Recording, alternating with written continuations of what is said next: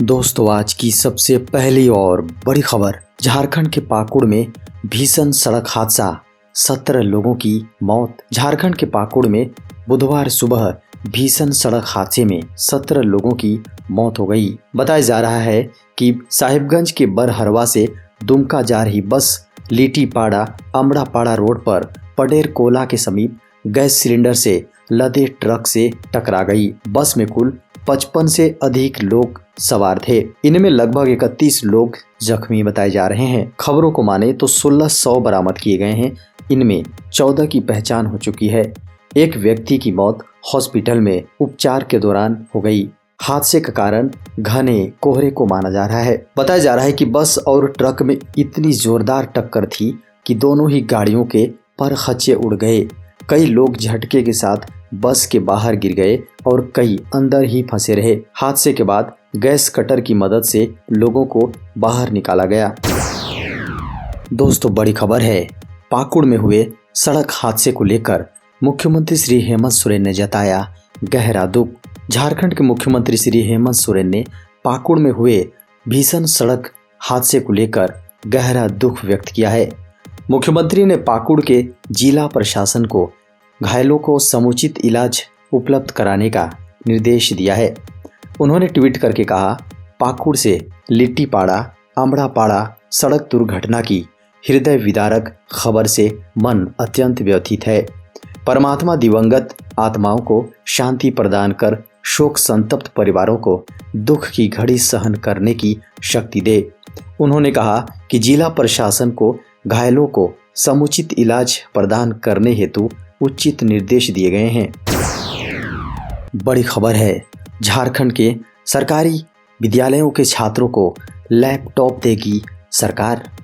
झारखंड सरकार झारखंड के 9वीं कक्षा में अध्ययनरत सरकारी विद्यालयों के सभी छात्रों को लैपटॉप देगी। बताया जा रहा है कि कोरोना के कारण विद्यालय के बंद रहने के कारण स्कूली शिक्षा एवं साक्षरता विभाग ने इसका प्रस्ताव राज्य सरकार को दिया है। झारखंड के शिक्षा मंत्री श्री जगन्नाथ महतो ने सीएम हेमंत सोरेन से मुलाकात कर इस प्रस्ताव पर सहमति देने का अनुरोध किया, जिसे मुख्यमंत्री ने स्वीकार कर लिया है। दोस्तों, बड़ी खबर है।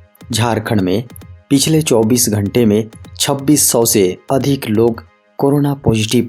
झारखंड में पिछले 24 घंटे के दौरान 2681 की रिपोर्ट कोरोना पॉजिटिव आई है। इनमें सबसे अधिक 1196 मामले झारखंड की राजधानी रांची में, जबकि जमशेदपुर में 402, बोकारो में 162, धनबाद में 161, कोडरमा में 152, देवघर में 109 व्यक्ति संक्रमित हुए हैं।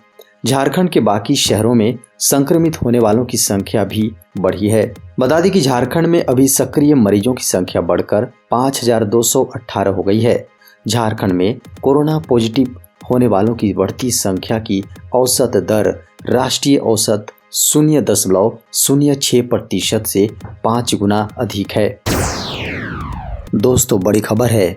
झारखंड के JSLPS में 1000 से अधिक पदों पर भर्ती के लिए जारी हुआ विज्ञापन। झारखंड के JSLPS में 1000 से अधिक पदों पर संविदा पर नियुक्ति के लिए विज्ञापन जारी किया गया है। सभी पदों पर बहाली नई नियुक्ति नियमावली के अनुसार होगी। इसके तहत जिला समन्वयक और फील्ड थीमेटिक कोऑर्डिनेटर के लगभग 818 पदों में भर्ती होनी है। राष्ट्रीय आजीविका मिशन के तहत प्रखंड इकाइयों में भी 218 पदों पर भर्ती की जाएगी। आवेदन का विज्ञापन JSLPS की वेबसाइट पर होगा। बताया जा रहा है कि नियुक्तियों में सामान्य कोटि के अभ्यर्थियों के लिए झारखंड से ही मैट्रिक इंटर पास होना अनिवार्य किया गया है। इसके अलावा उन्हें स्थानीय रीति रिवाज और भाषा का ज्ञान होना चाहिए। बड़ी खबर है। झारखंड में बिना मास्क के वाहन चलाना पड़ेगा महंगा। झारखंड की राजधानी रांची में जिला प्रशासन हर स्तर से अभियान चलाकर लोगों को जागरूक करने का काम कर रहा है। ऐसे में जिला परिवहन कार्यालय शहर में वाहन से चलने वाले लोगों को सचेत करने की दिशा में बुधवार से ही पहल कर रहा है। वाहन से चलने वाले लोग मास्क पहने हुए हैं या नहीं, उनके पास सैनिटाइजर है या नहीं, इसकी जांच की जाएगी। बताया गया है कि बसों की भी जांच की जाएगी। जांच के लिए टीम गठित की जाएगी। बसों में मास्क और सैनिटाइजर रखे जा रहे हैं या नहीं, इसकी जांच की जाएगी। खबर मौसम की। झारखंड में 9 से 12 जनवरी तक बारिश के आसार। झारखंड में मौसम 6 जनवरी गुरुवार से एक बार फिर बदलेगा। 6 जनवरी से झारखंड में पूर्वा हवा चलेगी, जिसके कारण न्यूनतम तापमान में वृद्धि हो सकती है। इसके साथ ही झारखंड में 2 दिनों तक हल्के से मध्यम दर्जे तक कोहरा देखने को मिल सकता है। खबरों को माने तो पश्चिमी विक्षोभ का असर 3 दिन बाद झारखंड में पड़ने के आसार हैं। इसके कारण 9 जनवरी से 12 जनवरी तक हल्के से मध्यम दर्जे की बारिश हो सकती है। इस दौरान ठनका गिरने के भी आसार हैं। अगले 2 दिनों तक न्यूनतम तापमान में कोई बदलाव नहीं होगा। सरकार ने जारी की होम आइसोलेशन की नई गाइडलाइंस। केंद्रीय स्वास्थ्य मंत्रालय जल्द ही कई सारे नियमों में बदलाव करने जा रही है। उसमें सबसे बड़ा बदलाव होम आइसोलेशन को लेकर बनाई गई गाइडलाइन में हुआ है। केंद्रीय स्वास्थ्य मंत्रालय ने इसे जारी कर दिया है। स्वास्थ्य मंत्रालय ने हल्के बिना लक्षण वाले कोरोना रोगियों के होम आइसोलेशन के लिए संशोधित गाइडलाइन जारी की है। मंत्रालय ने कहा, पॉजिटिव होने के साथ दिन और 3 दिनों तक लगातार बुखार नहीं आने के बाद होम आइसोलेशन के तहत रोगी को छुट्टी दे दी जाएगी और आइसोलेशन खत्म हो जाएगा। स्वास्थ्य मंत्रालय ने कहा है कि होम आइसोलेशन की अवधि समाप्त होने के बाद दोबारा टेस्टिंग की कोई जरूरत नहीं पड़ेगी। बड़ी खबर है, स्थगित हो सकती है जेपीएससी मेंस एग्जाम। जेपीएससी की 7वीं से 10वीं संयुक्त सिविल सेवा की मेंस एग्जाम बढ़ते कोरोना के कारण स्थगित हो सकती है। जेपीएससी ने 28 से 30 जनवरी तक दोनों पालियों में एग्जाम लेने का फैसला लिया है। कोरोना के बढ़ते संक्रमण से झारखंड सरकार ने 15 जनवरी तक शिक्षण संस्थानों को बंद करने का फैसला लिया है। ऐसे में मेंस एग्जाम के संचालन में परेशानी हो सकती है। कोरोना के बढ़ते मामले से सरकार या जेपीएससी मेंस एग्जाम को अगले आदेश तक के लिए स्थगित कर सकती है। बता दें कि 7वीं से 10वीं सिविल सेवा एग्जाम की 252 पदों के लिए मेंस एग्जाम 4244 अभ्यर्थी शामिल होंगे। बड़ी खबर है, देश में पिछले 24 घंटे में मिले 58,000 नए मामले। देश में बीते 24 घंटे के दौरान 58,097 नए मामले रिकॉर्ड किए गए हैं। मंगलवार को 37,379 संक्रमित मरीज मिले थे। इस तरह पिछले दिनों की तुलना में संक्रमण में 55% की वृद्धि देखी गई है।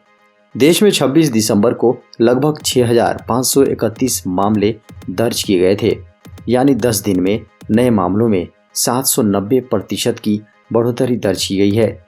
मंगलवार को देश भर में 15,379 कोरोना मरीज रिकवर हुए।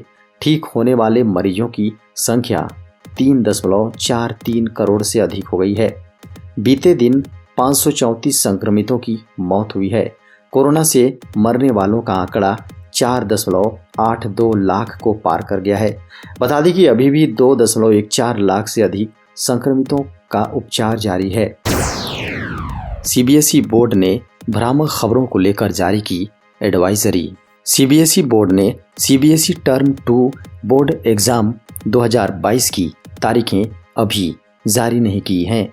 सीबीएसई टर्म 1 रिजल्ट और सीबीएसई 10वीं 12वीं के सिलेबस पर लगातार अटकलों के बीच सीबीएसई बोर्ड ने एक पब्लिक एडवाइजरी जारी की है। सीबीएसई ने सभी को भ्रामक खबरों से आगाह करते हुए बोर्ड ने केवल आधिकारिक वेबसाइट cbse.gov.in देखने के लिए कहा है। बताया जा रहा है कि सीबीएसई टर्म 2 बोर्ड एग्जाम 2022 कक्षा 10वीं 12वीं के लिए मार्च-अप्रैल 2022 में आयोजित होने वाली है।